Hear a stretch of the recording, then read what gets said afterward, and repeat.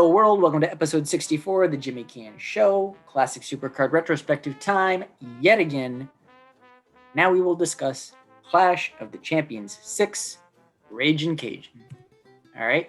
This was an NWA event promoted by World Championship Wrestling, held on April 2nd, 1989, from the Louisiana Superdome in New Orleans, Louisiana.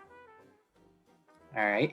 Attendance was 5,300 and was broadcast live on Superstation TBS. Turner is putting this on and airing it free over his cable station up against WrestleMania 5. Yep, April 2nd, 89, same day as WrestleMania 5. So that head-to-head bitterness is continuing. Cools down for a while, heats back up again during the Monday Night Wars, but we'll get into that down the road. So this was supposed to be a 10-match card with 5 title matches, and one of those title matches being 2 out of 3 falls. However, they mismanaged things really badly on this one, and they didn't have the TV time. So instead, we get an 8-match card. The live crowd saw the 2 additional matches, but they didn't air during the live broadcast, and then they later aired on NWA World Championship Wrestling, their regular weekly episodic program. So the action was called by Jim Ross and Michael P.S. Hayes. Before I get into the matches, I just want to touch a little on the choice of venue and the attendance. All right. 5,300 is a decent turnout for the NWA at this point in time during their existence. But holding said event in the Superdome, which for wrestling configuration can hold over 78,000, doesn't make a lot of sense to me. I mean, you're only at about, 6.5% capacity.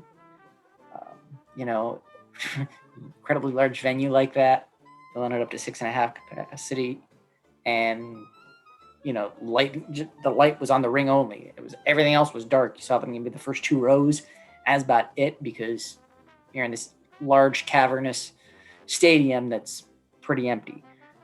So decisions like this, renting out a large venue, which couldn't have been cheap for under 6,000 people. Part of the reason that this company struggled for as long as it did and really didn't end up turning a profit until, into the 90s. It just was not a very smart decision there. It was smart, however, holding it in the heart of the South, which was a very hotbed area for the NWA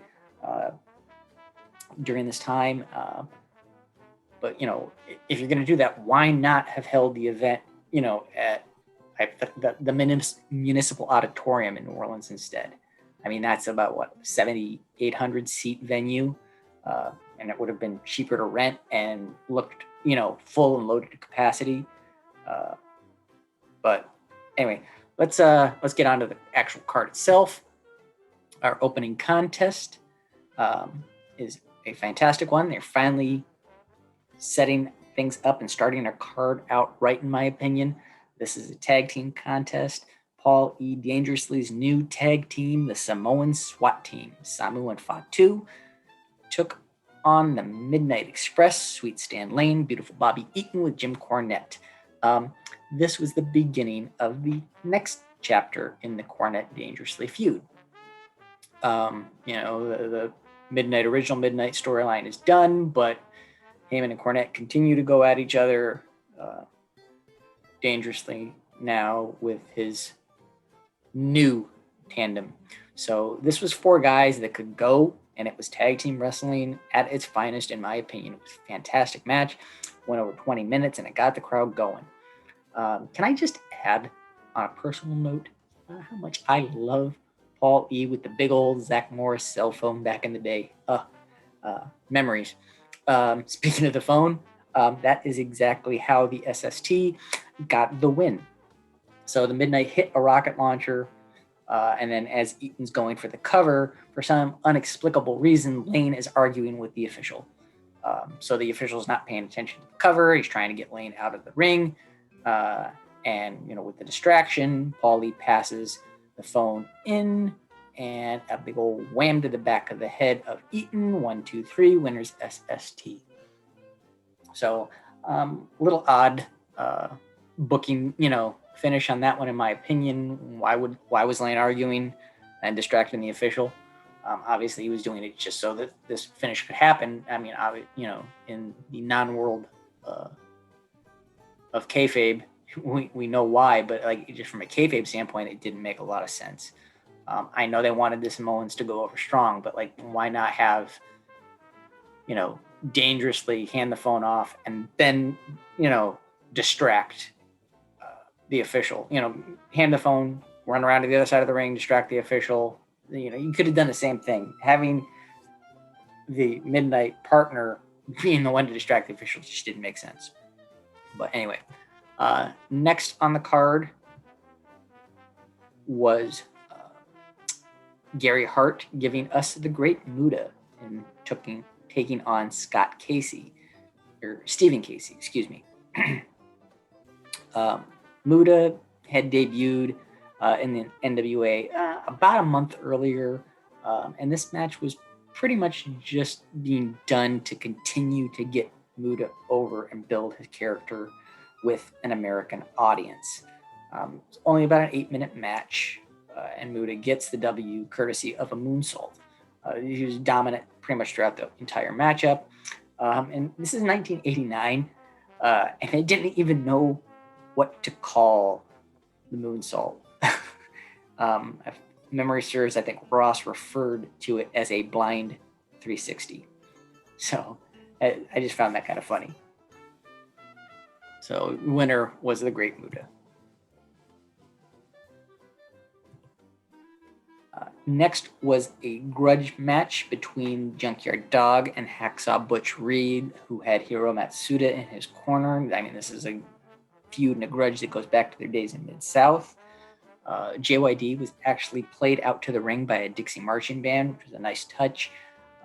But the match in and of itself went about 10 minutes, and it was just a punchy, stall tactic, rest hold laden affair.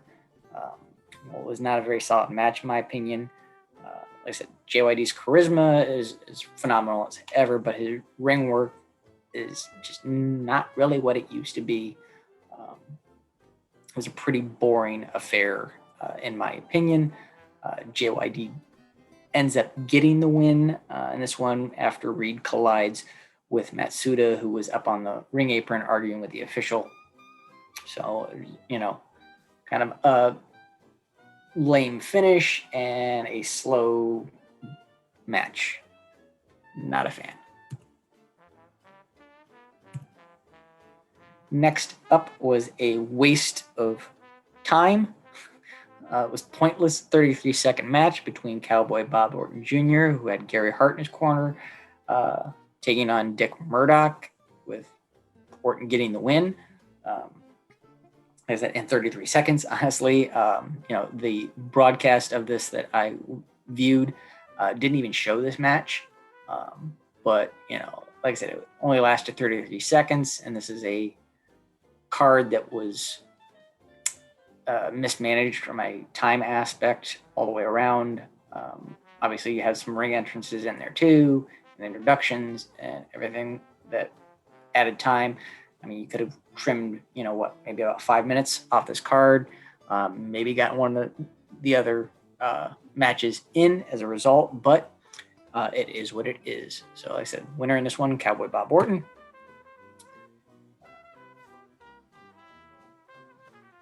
Our first title match of the night was next. It was the NWA World Tag Team Championship matchup. Champions, the Road Warriors, Hawk and Animal, with Precious Paul Ellering, facing the Varsity Club, represented by Mike Rotunda and Dr. Death Steve Williams. Kind of a crazy finish in this one. Like I said, it was done really to set up further storylines and make a change in direction kind of with an individual's career more so than anything that had to do with the titles. So Teddy Long was the official in this one, and he refused to count the pinfall attempt by the Road Warriors, and then turned around and fast counted Williams' pin attempt on Hawk, thus giving the Varsity Club the win and the tag team championships. So, you know, like I said, this was all kind of just done so that they could, quote unquote, fire Teddy Long as an official and bring him back as a manager. So, like I said, I'm not a real big fan of the way that this was executed. I think it could have been done better. Could have been done to make more sense. You know, maybe the Road Warriors hit Long accidentally, something like, you know, a reason for him to not want to make the count. Something like that. But it kind of came out of nowhere and it didn't make a lot of sense. But we have new tag team champions. All right. Next up is a singles matchup. In under 2 minutes, Ranger Ross is awarded his matchup against the Iron Sheik via a disqualification. So, like I said, it was pretty quick. And again, a kind of a pointless match because there was no feud here that was going on or anything. Didn't develop into really any kind of feud. And again, it's just time on a card that was already not managed well. Like I said, yeah, the 33-second match earlier, like I said, probably about 5 minutes after entrances and introductions. Now another 2-minute match. So, you know, throw another couple minutes, you know, so you got about 10 minutes that you could have trimmed off of this and given us one of those other matches. So next up, the United States Tag Team Championship matchup. Champions the First Family, who were the Dogface Gremlin Rick Steiner and Hot Stuff Eddie Gilbert, managed by Missy Hyatt, taking on the Varsity Club, represented here by Dangerous Dan Spivey and Games Master Kevin Sullivan. Bizarre finish in this one too, in my opinion. That doesn't make a lot of sense because the First Family are your baby faces in this one, and they cheat to win. As Gilbert uses Hyatt's loaded purse on Sullivan, cracks him in the head to knock him out and get the 3 count. So again, like I said, it was weird booking. This is a time in wrestling where there really isn't shades of gray in terms of individuals' portrayals. You're either babyface or heel. And you got a lot of baby faces acting like heels, which doesn't make a lot of sense to me.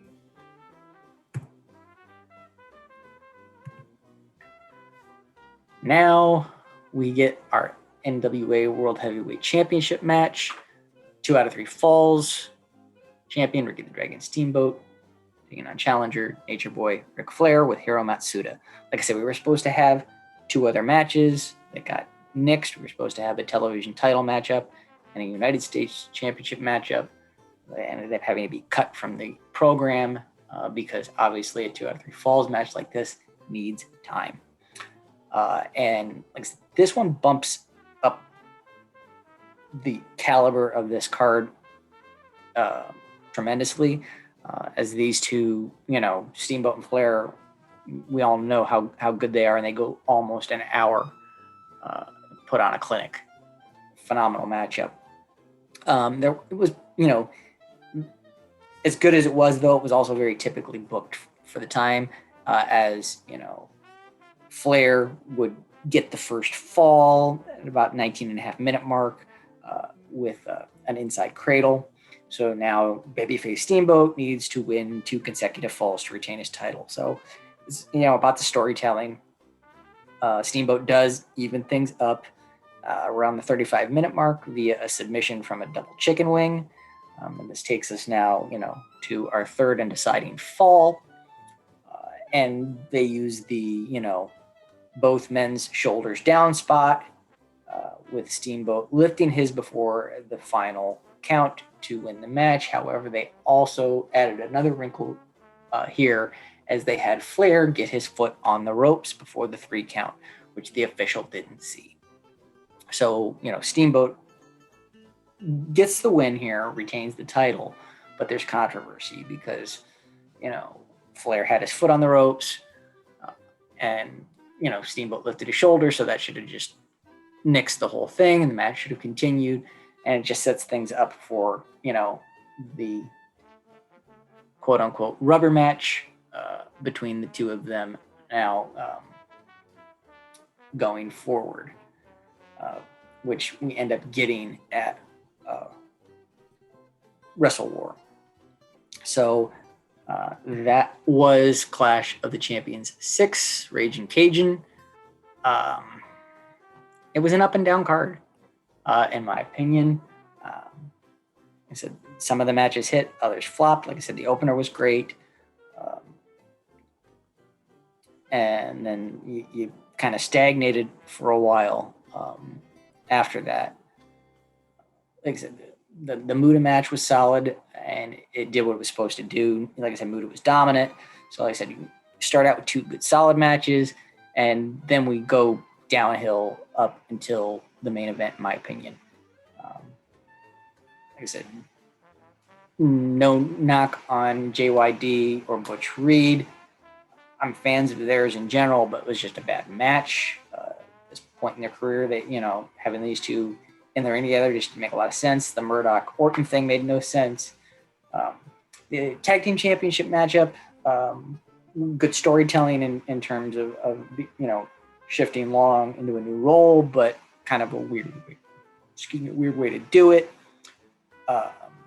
The Ross Sheik thing was awful. The U.S. tag match had a weird finish. Like I said, it was up and down card. This one, the main event though boosts things. The 2 out of 3 falls match was fantastic. So on my 10 belt scale, I will give Clash 6, 5 out of 10. Like I said, it's about middle of the road. So next up in the classic retrospective series, we will discuss, as I mentioned before, Wrestle War 89, Music City Showdown. So please give the channel a like, a share, and a subscribe wherever you are. Hope you're doing well. Take care of one another, and I will see you when I see you.